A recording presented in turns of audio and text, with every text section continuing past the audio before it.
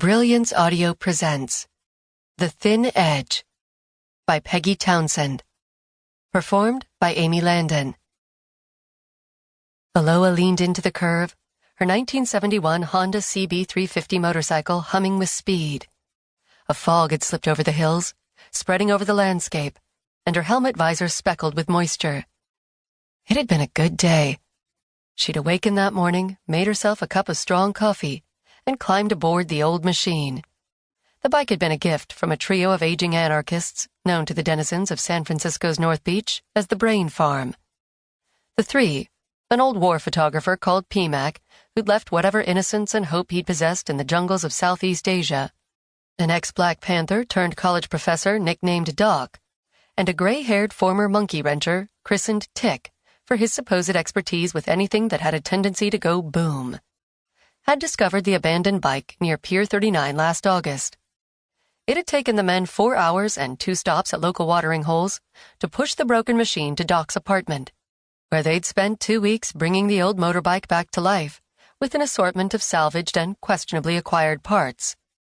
They'd presented the bike to Aloa as a celebration of their belief in the nobility of freeganism, and also to mark her first step back into the world of journalism with a series she'd written about the tangled murder of a young runner. The stories had not only appeared on the website of a news magazine called Novo, but it also spurred a U.S. House committee hearing into what had led to the runner's death. The three had then taken Aloa to a deserted parking lot and, over the course of 2 nights, taught her how to ride. Aloa had been instantly enchanted by the feisty machine, and today had been a test of her skills. She'd stopped once to watch a pod of surfers work a small but clean swell, and later found a tiny cafe in the town of Pescadero that featured a fine guitarist and an even finer barista. She'd ordered a cup of coffee and a chicken pesto sandwich, which she ate with near-ravenous hunger, something which, as a recovering anorexic, she never took for granted. Now, she was headed home. Outside Pacifica, the fog pressed more thickly against the ground, and she slowed as the pavement grew slick. She wiped her gloved hand across her visor to clear it, felt the tiniest loss of control, and quickly put her hand back on the grip. Besides the rush of speed, the thing she liked most about riding was the absolute concentration that was required. There was no room for daydreaming, no room for thoughts to crowd in. On a bike, you simply were. She took the long way back to her neighborhood and parked, the vibration of the old Honda echoing in her thighs.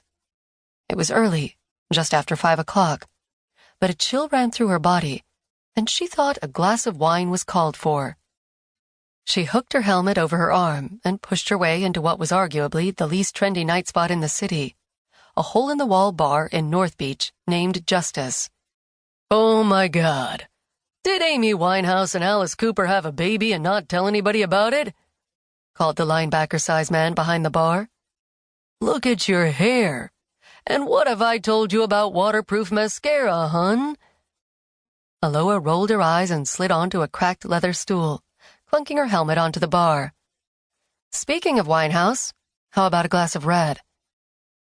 "Here, make yourself presentable," said the bartender, wetting a napkin and pressing it into Aloa's hand. He poured a generous glass of Pinot Noir and pushed it in her direction. She scrubbed the black streaks from beneath her eyes. "Thanks, Eric," she said, as a middle-aged couple, dressed in matching fleece jackets and khaki pants, opened the door, glanced at the scattering of North Beach regulars, scruffy artists, down-on-their-luck musicians, divorced fathers, and quickly fled back onto the sidewalk. "Tourists," Eric muttered and shook his head. "Why do they go places if they want everything to be the same as where they came from?" A former Hollywood costume designer, Eric had left the glittery life of L.A.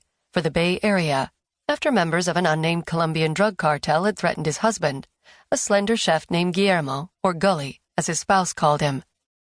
The couple had come to San Francisco, found the failing saloon on one of North Beach's alleys, and used their savings to buy the liquor license and the aging building.